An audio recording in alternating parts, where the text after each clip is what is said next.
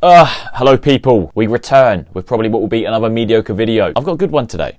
I'm not going to lie, it's a good one. I've been looking forward to this one for a while. And it's the Evolution of UK Streetwear. I feel that 2022 fashion is like we've never seen it before. There's so many different communities, with TikTok, social media being a massive part of that. So it's like one of those starter pack videos. It's kind of like a timeline. So when you first get into fashion, you're probably like 12 or 13. A lot of my followers are quite young. No joke there, right?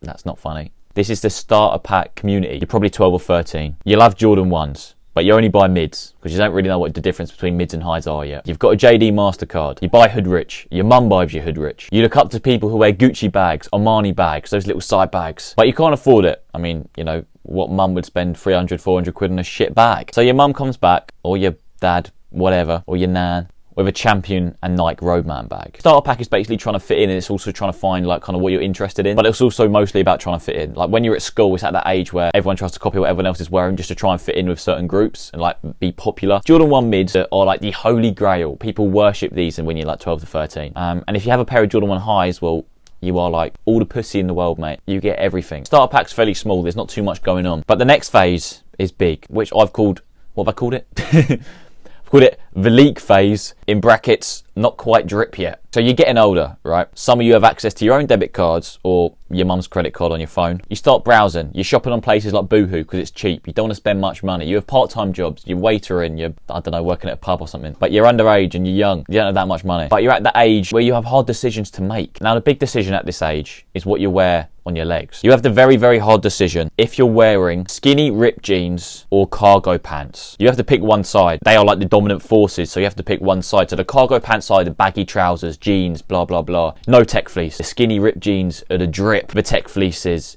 there's no room for hood rich here. It's Gucci, it's Armani. You want to be the top dog. You want to be Jack Burke. You don't want to be Culture Force. See, this kind of decision defines your career pathways, your friends, everything, literally everything. Basically start to break away from high street fashion. You start going to parties. People start telling you about different influencers. The leak is the stage where no one's mind is set on what they wear. Everything's like fluttering about. It's all over the shop. It's a very hard time in your life. But most people still don't know what they're interested in. It's all TikTok and social media trends. But towards the end of the leak stage, when you're approaching 14, 15, 16, people break away. And here we have the groups, the subcultures, the communities. You can only pick one of these and you stick with it for a good few years anyway. So starting off, the OG Hypebeast. Something that some of you guys will probably refer me to. We have the Yeezy fans, the Kanye West fans, the Yeezy Gap hoodie, Supreme, Palace is still alive in their eyes, Off-White, Bape, spending as much money as you physically and possibly can to flex on anyone. That is your personality, money and flexing. That is all you got. They get bullied on TikTok. They're a dying breed. They just want Supreme to be able to resell again. But unfortunately, that is a very small group. There's not many of us left. Fuck me. And the second group, the TikTok Hypebeasts. Not to be confused by the OG Hypebeasts. These are very different Hypebeasts. Far, far away. Different worlds. Different worlds. We're talking North versus South. No. You can't compare them. So different. These guys hate Supreme. They love TikTok and hate Supreme. It's all about Cortez, UK streetwear. Jordan 1s are dead. They only rep Jordan 4s. They worship Dunk Lows. They're the best shoe to ever exist. They sleep in cargo pants. They like paying resale. It's kind of a personality trait. They tell people that they buy resale. There's a much bigger spectrum with people like Jacob's Granite, Essentials hoodies, blue Nike Dunks. They've just started to buy their first few items off StockX. They like paying resale. And then we move on to the two most powerful communities. The TikTok fashion gods, the ones who are better than everyone else. I'm definitely not in this. These people probably hate me. Baggy jeans. They've been wearing baggy jeans since the 90s, even though they were born in 2004. They love and also hate North Face puffers. It's a weird relationship. Some years they love them, some years they hate them. They love Depop and eBay. They only buy second hand. They are the proud owner of every single New Balance 550 colorway. These guys will tell you they did not pay resale for the New Balance. They have been on this brand, on these 550s for 4, 5, 6 years. Forever. Since day one. I don't even know when they released, but since day one. And they will spit on you.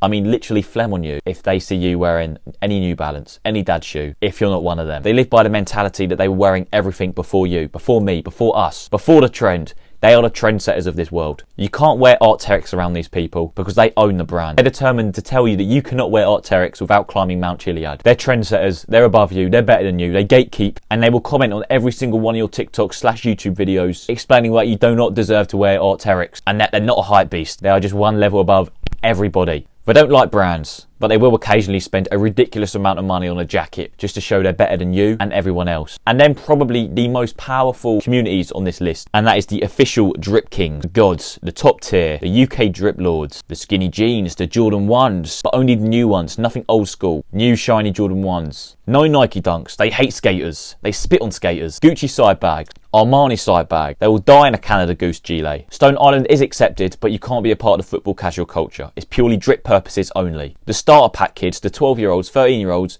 want to be these people. They either drive a black Corsa or a white Polo. There's no in between. They would rather burn alive than be caught wearing baggy jeans or cargos. It's skinny, distressed, ripped jeans with paint splattered all over them or nothing. Their motto is drip or drown, they're always swimming. They also have a subtle spot for bait. They hate Supreme, they hate Palace, it's Canada Goose or the Highway. The Drip Kings are either loved or hated. There's never been a community quite like it. It's very similar to the OG Hypebeasts, but they would never ever be compared to them. They hate them. But what they don't know is that subconsciously they're very close. They're nearly a collective. But now I've said that, they will probably come for me and try and bully me, which they do already. And that is it. So that is, we've had the starter pack, the leak, in brackets not quite drip yet, and then the OG Hypebeasts, the TikTok Hypebeasts, the TikTok Fashion Gods, and the Drip Kings. And that is it, people. If you're not in one of them, I don't know what you're doing. Well, this video probably isn't for you if you're not in one of them. Where would you put yourself? I mean, I'm probably, I don't know, somewhere in between the OG Hypebeasts, TikTok Hypebeasts, and I don't know. I'm really not on the spectrum. I'm on the spectrum somewhere.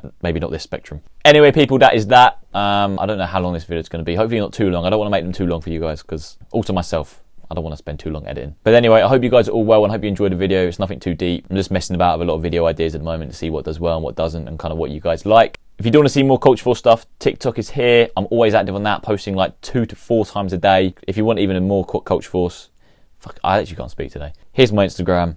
I put a lot of stories up, mostly about me being bullied by children on the internet. I quite enjoyed that video, to be fair. That was good. Anyway, people, next video, well, I've got a few videos coming out soon. A good few collabs as well coming out. So stay tuned. Follow the TikTok. That's where most of the content is. But please subscribe if you haven't already. We've already hit 1,000 YouTube subscribers. And I've only been doing this for like, I don't know, not long at all. I'm not very good at this YouTube game. See you in a bit, people. Bye.